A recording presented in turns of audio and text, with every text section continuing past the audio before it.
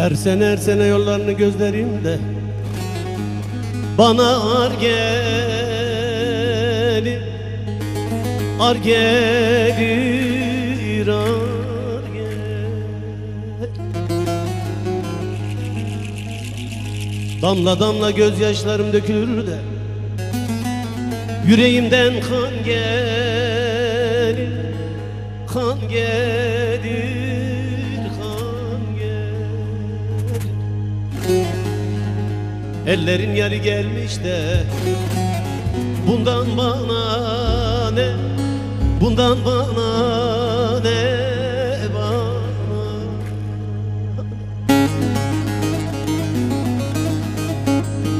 Benim yarım şu dersimden gelseydi bana yeterdi.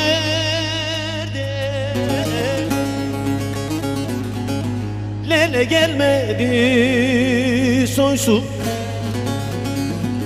eli güldürdü hay ma beni.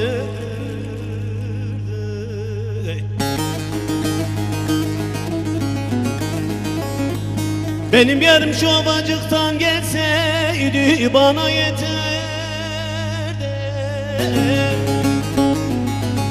Lele gelmedi soysuz, eli güldürdü hay aha ben öldüm.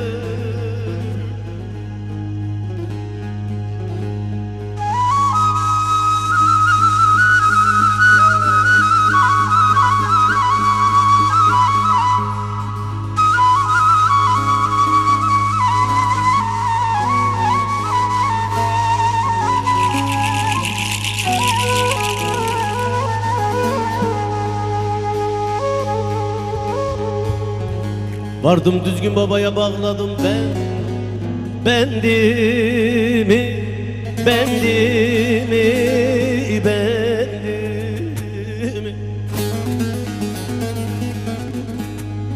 Hayli zaman avuttum durdum kendimi, kendimi, kendimi.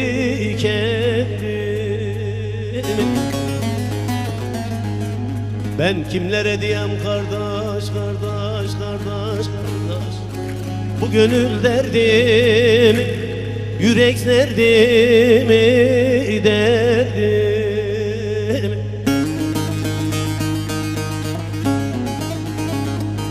Benim yarım şu dersimden gelseydi bana yeterdi. Lele gelmedi soysuz, eli güldürdü hay beni öldürdü.